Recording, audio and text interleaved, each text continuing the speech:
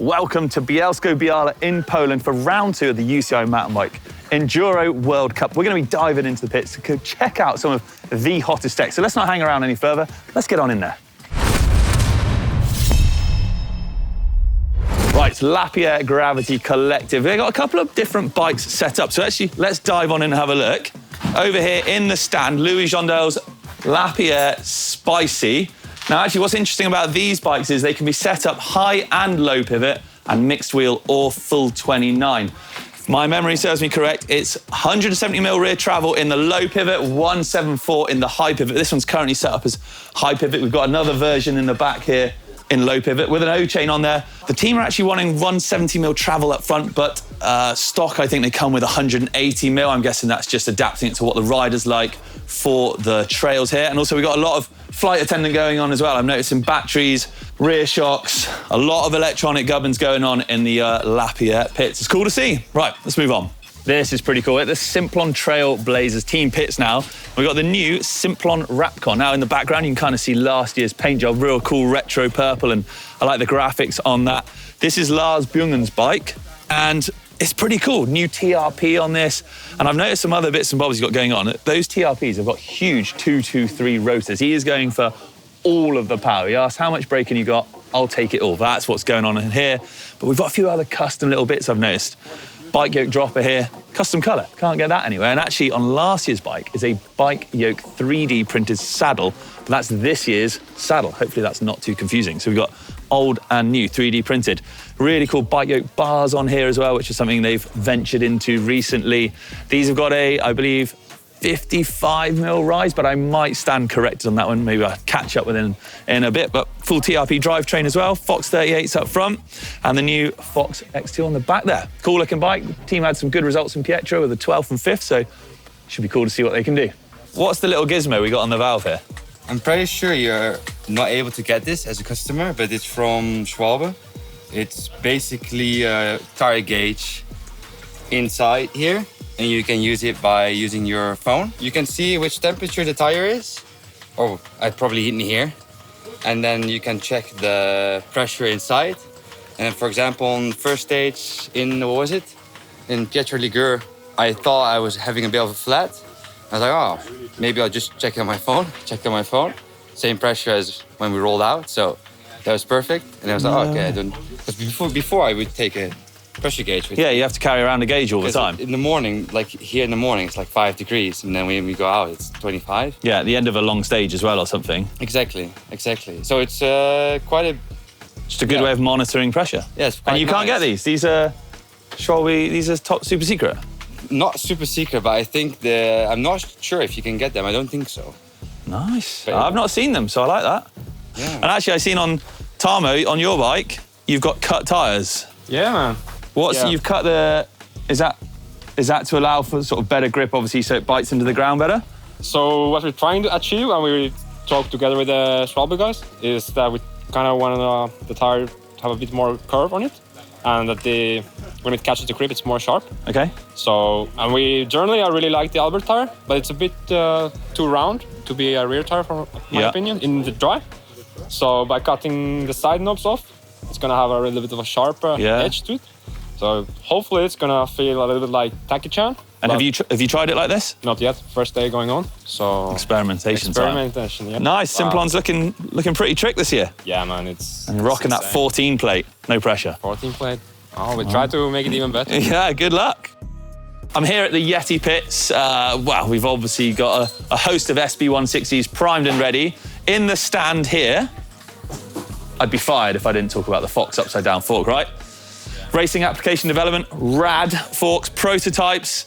I asked Sam, this guy over here, a whole host of questions.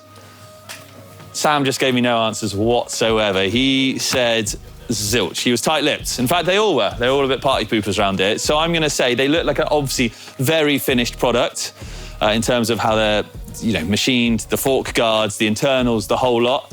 They wouldn't tell me how much travel, so I'm going to say 170, pairing up that 160 maybe. Let's see if we can get any cues off his face. 170. Wow, that guy should play more poker. Cold! Okay, so we got 120 mil upside down fork here. That is not what I was expecting. But I mean, you know, Richie, great result on his bike last weekend. The upside down phase could be coming, people. Keep your eyes peeled. So we do obviously have adjustments. We've got high and low speed rebound tucked at the bottom here. Obviously these nice finished looking fork guards. High and low speed compression is at the top. The air chambers are on the other side, but there's this little silver button there. Not entirely sure. It could be similar to like the bleed valves that you saw on the back of 38s. In fact, if you see a 38 over there, they've got those little buttons on the back of the fork legs. And we've got a similar looking button at the top there, which is, I'm guessing, what that's for. Right, a few other things that actually I've learned from the Yeti pits here. There's two Yeti teams pitting out here. Yeti FOX, which are on Maxxis tyres, and Yeti Shimano, which are on Kenda tyres. And I spotted on this one down here, prototype Kenda pinner. Now the pinner is an existing tyre, but we've got prototype. So it could be anything from compounds to casing, different compounds in different areas, different casings to what you can currently get, thicker, thinner, not entirely sure.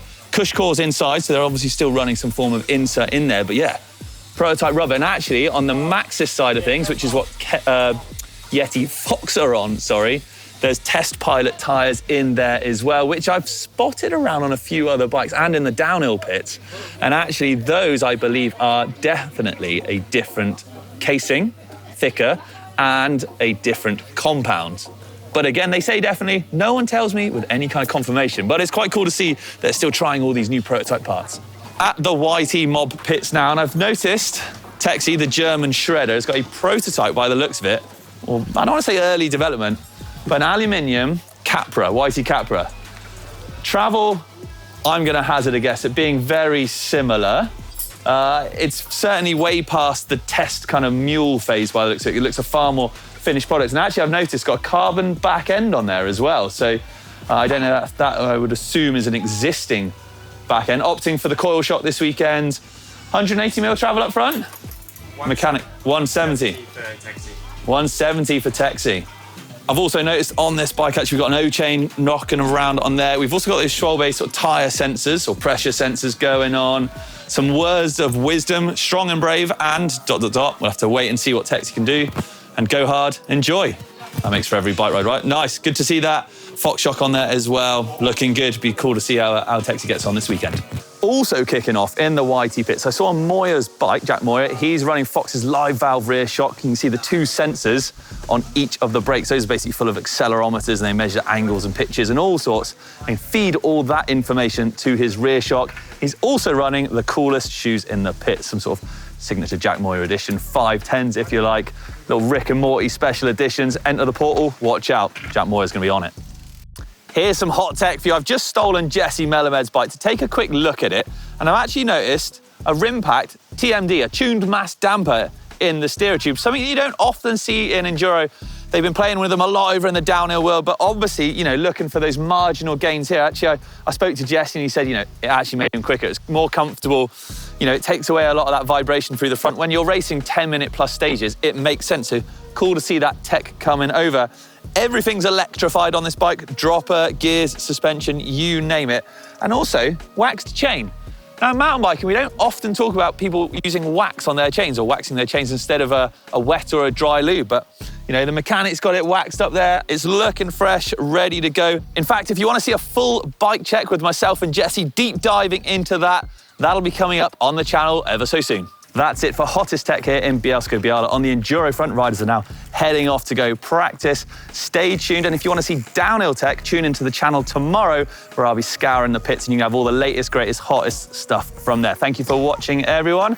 I'll see you later.